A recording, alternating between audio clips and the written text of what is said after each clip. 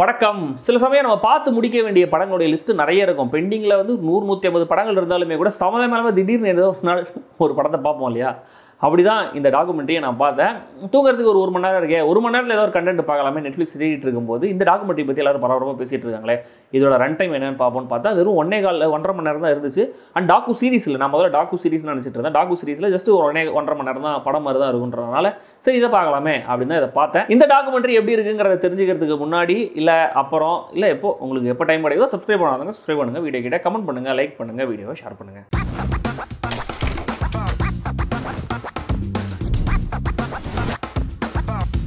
Curry and cyanide the Jolly Joseph case 2019 Jolly Joseph அப்படிங்கிற ஒரு பெண் கேரளா போலீஸால் கைது செய்யப்படுறாங்க. அவங்க ஒரு ரெஸ்பெக்டபிளான ஃபேமிலியை சேர்ந்தவங்க. அந்த கூடத்தாயின்ற ஊரில் அந்த ஃபேமிலிக்குன்னு ஒரு பேர் இருக்குது, ரொம்ப குட்வில்லாம் இருக்குது. பட் அப்படிப்பட்ட ஒரு ஃபேமிலியை சேர்ந்த லேடியை ஏன் போலீஸ் அரெஸ்ட் பண்ணாங்க அப்படின்னு பார்த்தீங்கன்னா, அதே ஃபேமிலியில் 14 வருஷத்தில் கிட்டத்தட்ட 6 பேரை இந்த ஜாலி ஜோசப் கொலை பண்ணியிருக்காங்கன்ற குற்றச்சாட்டு அவங்க மேலே இருக்குது. ஸோ போலீஸ் அவங்கள அரெஸ்ட் பண்ணி விசாரிக்கிறாங்க.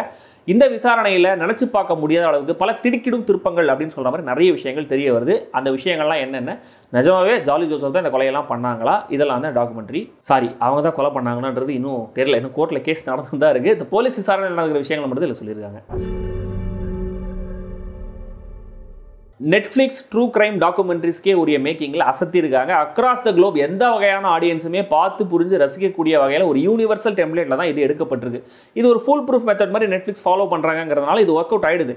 ஆனால் பர்சனலாக எனக்கு இந்த ஸ்டைல் கொஞ்சம் கொஞ்சமாக இந்த டெம்ப்ளேட் போர் அடிக்க ஆரம்பிக்குது, கொஞ்சம் மொனோட்டோனஸாக ஃபீல் ஆக ஆரம்பிக்குது. உங்கள் யாருக்காவது அப்படி இருந்துச்சுன்னா அதை கமெண்ட்டில் போடுங்க. ஸ்டில் சினிமாட்டோகிராஃபி, எடிட்டிங், மியூசிக், ஸ்கிரிப்டோட ஃப்ளோன்னு எல்லாமே ரொம்ப குவாலிட்டியாகவே இருக்குது, இம்மர்சிவான ஒரு ஃபீலை கொடுக்குது. அது என்னமோ கேரளா பேக்ட்ராப்பில் எந்த கதையை சொன்னாலுமே அந்த ஆம்பியன்ஸ் நம்மளால் ஃபீல் பண்ண முடியாது. அது என்னமோ கிஃப்ட் போல இருக்குது.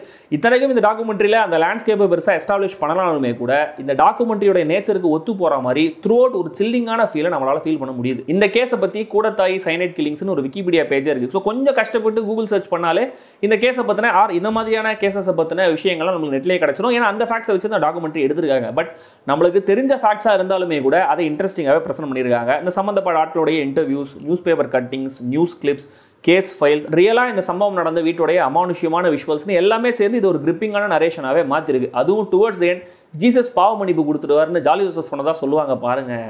லைஃப்ல மறக்க மாட்டேன். But on the down side இந்த டாக்குமெண்ட்ரி ஒரு டீடைல்டான அக்கௌண்ட்டாக ஃபுல்ஃபில்லிங்கான ஒரு ஃபீலை கொடுக்கல. எஸ், கண்டிப்பாக குவாலிட்டியான ப்ராடக்ட் தான், அதில் எந்த மாற்று கருத்தும் கிடையாது. ஆனால் சாட்டிஸ்ஃபேக்டரியாக இல்லை. அதுக்கு முதல் முக்கியமான காரணம் இந்த ஒட்டுமொத்த டாக்குமெண்ட்ரியுமே ஒரே ஒரு கண்ணோட்டத்திலிருந்து மட்டுமே சொல்லப்பட்டிருக்கு. டாக்குமெண்ட்ரி சப்ஜெக்டிவாக இருக்கணும்னு அவசியம் கிடையாது, சப்ஜெக்டிவாக இருக்கலாம். பட் ஜாலி ஜோசப் கன்வெர்ஸ் பண்ணியிருக்காங்க 2 இடங்களில் சொன்னாலுமே கூட இன்னொரு இடத்துல என்ன சொல்கிறாங்க, அவங்க கன்வெர்ஸ் பண்ணியிருந்தாலும் அது கோர்ட்டில் செல்லாது அப்படின்றாங்க. ஸோ இப்படியான ஒரு கேஸ் கோர்ட்டில் நடந்துட்டு இருக்கும்போது இன்னும் தீர்ப்பே வராத போது எப்படி இவ்வளோ சப்ஜெக்டிவான ஒரு வியூவை கொடுக்க முடியுங்கிறது எனக்கு தெரியல. பேலன்ஸ் பண்ணுறதுக்காக ஜாலி ஜோசஃபோட வக்கீலையும் பேச வச்சிருக்காங்க. ஆனால் அவர் சினிமாவில் வர வக்கீல் மாதிரி இதுக்கெல்லாம் சாட்சி இல்லையே, இதெல்லாம் கோர்ட்டில் செல்லாதேங்கிற மாதிரி அதே விஷயத்தை வேற வேற வார்த்தையில் சொல்லிட்டு இருக்காரு. அடுத்தது ஜாலி ஜோசப் பற்றி ஹியர்சேவா நிறைய விஷயங்கள் நம்மளுக்கு சொல்லப்படுதே தவிர அவங்க பேக்ரவுண்டை பற்றின ப்ராப்பரான ரிசர்ச்சோ அக்கௌண்ட்ஸோ இல்லை. ஒரு இடத்துல ஒரு ஜேர்னலிஸ்டே சொல்கிறாங்க சில எவிடன்சஸ் எல்லாம் போலீஸே பிளான் பண்ணதா சந்தேகங்கள் இருக்குது அப்படின்னு. ஆனால் அந்த பாயிண்டை ஃபர்தராக எக்ஸ்ப்ளோர் பண்ணவே இல்லை. அந்த கொஸ்டினை எந்த போலீஸ் கிட்டையும் அங்கே கேட்கவே இல்லை. அண்ட் இதுக்கு டாக்கு ட்ராமாங்கிற ஃபீலை கொடுக்கணுங்கிறதுக்காக சித்தரிக்கப்பட்ட காட்சிகள் மாதிரி சில விஷயங்களை தனியாக ஆர்டிஸ்ட்லாம் வச்சு ஷூட் பண்ணியிருக்காங்க.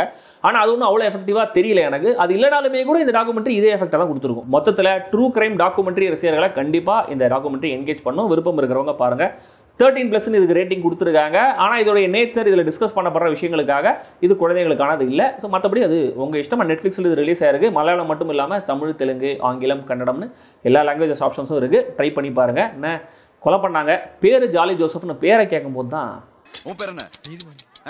நீதிமணி என்ன பேர் பாருங்க.